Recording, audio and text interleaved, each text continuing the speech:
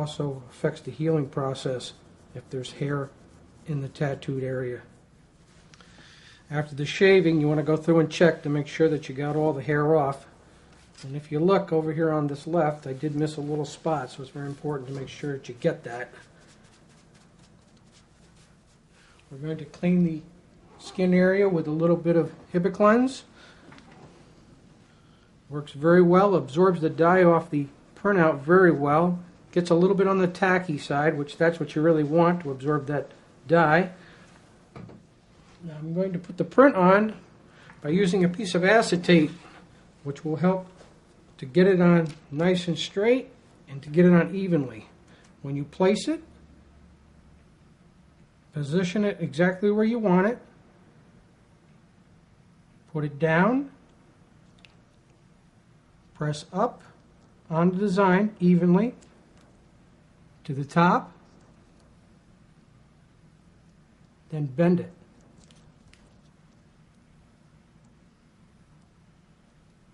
Just hold it on the skin for just a minute and give the dye a chance to get into the skin here. That makes it nice for tattooing. Everything very clear, legible.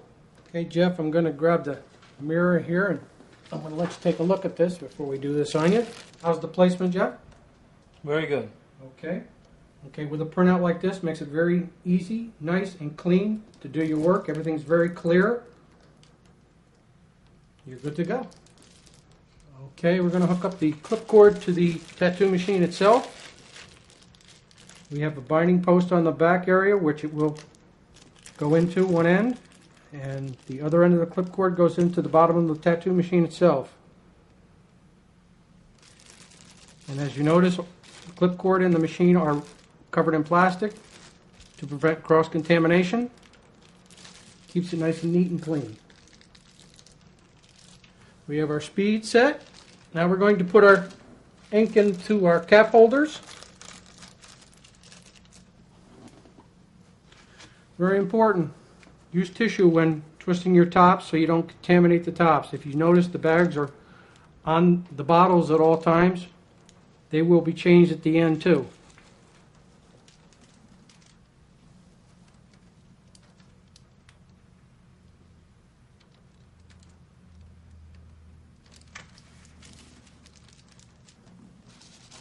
You can fill a few caps in your cap holder for using black, because black does not separate like regular colors do, because there's a different chemical mix for the inks themselves when you're dealing with color versus black. I'm going to put a little bit of Vaseline on the top of my hand, which will save me from going back and forth during working time. And I also, before I tattoo, I will place a tiny bit of Vaseline on the skin, because when you're tattooing itself, it helps to keep the ink from running.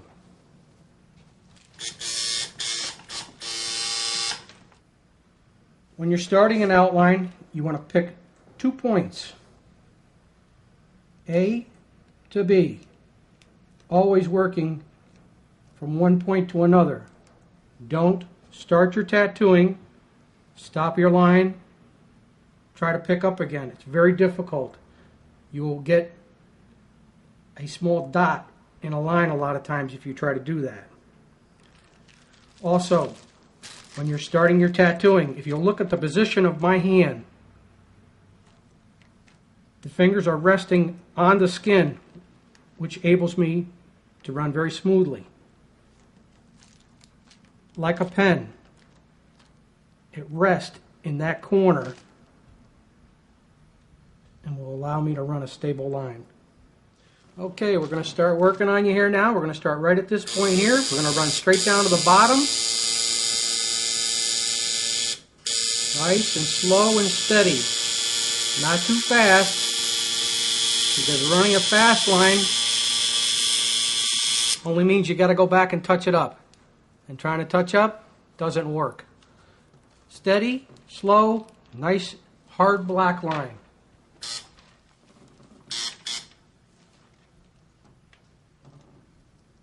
A little bit of Vaseline. You notice I'm not getting big puddles on the skin. Why? Because the needle's set right, the little bit extra Vaseline I'm using, and being steady.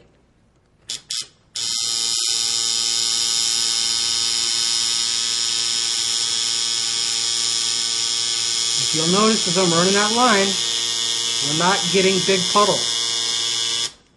A lot of people tend to worry about smearing the actual print that you've put on, but if you're very light, if you'll notice the way I touch it, I'm not actually rubbing on it, I'm dabbing it, which is important. You can do all the rubbing afterwards. After you get that on, you're good to go. If you take that Vaseline when you're working and you do this with it, you see that gob? When you run a line through that, the ink will never penetrate into the skin tissue. You'll look and wipe it off and you'll have a gray scratch mark. Very important. If you're going to go with the Vaseline, very, very little. Also, you can grease your fingers just a little bit, which does help you to slide along the skin tissue better.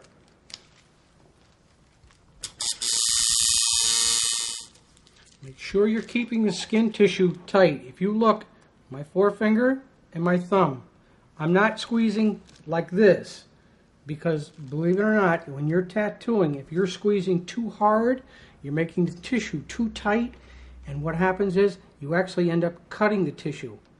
You have to find something that's comfortable for you. If you'll notice, I'm not squeezing real hard.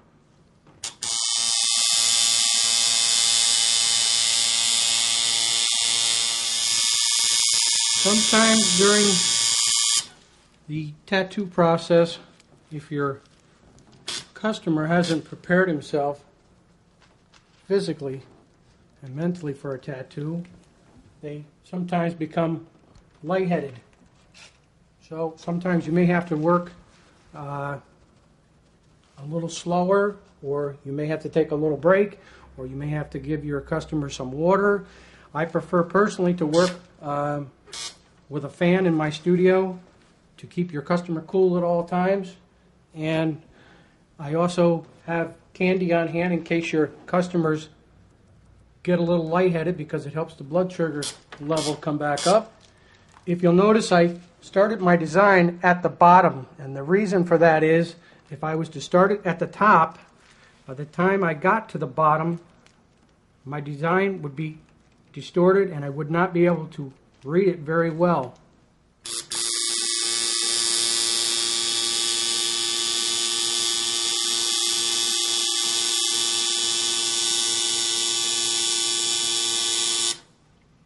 You see the position of my fingers?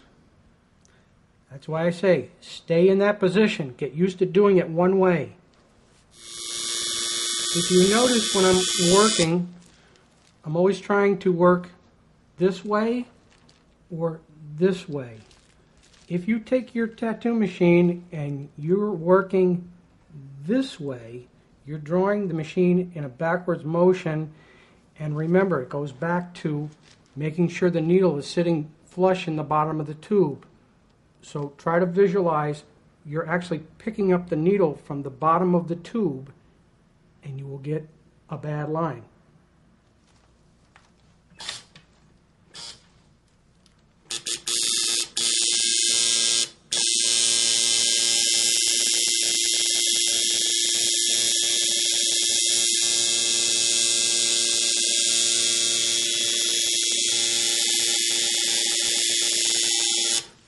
If you'll notice on the line I just put on, the machine was actually angled a little bit to the side, but I did go very slow with it. If you have to get in a position where you have to do a line such as that, you have to go slower, because if you go quickly with the line, it will pick that needle up.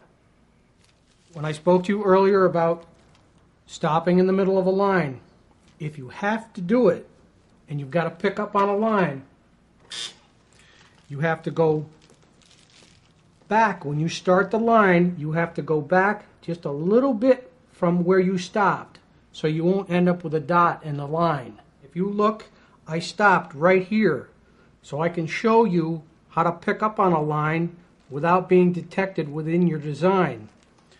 You have to start back You actually have to start back on the line a little bit from where you left off, so you can work the line in here and then continue on and make your line.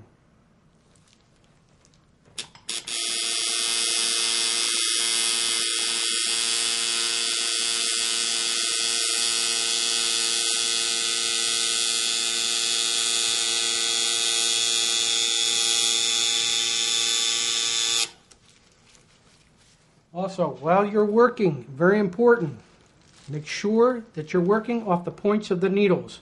You don't want to take this machine and this tube and go onto the skin, because I can tell you, you'll dig a big hole in people and they'll be very unhappy. You have to work off the points of the needles themselves, which the points I'm referring to, visualize as a pencil, like this. You're only working off of that much of the needle. You're not using the whole part of the lead itself. Very important.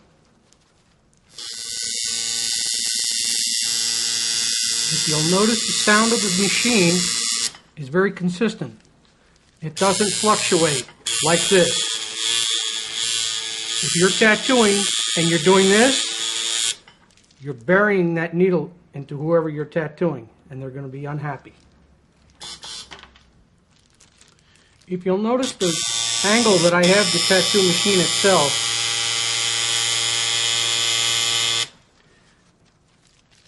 it's for the correct penetration into the skin tissue.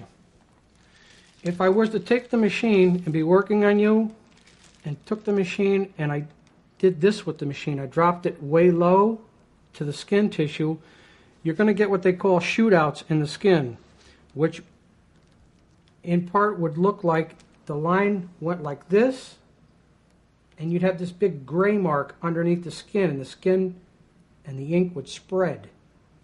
Your lines would not stay nice and even like this here. So very important. Angle of the machine. Not like this.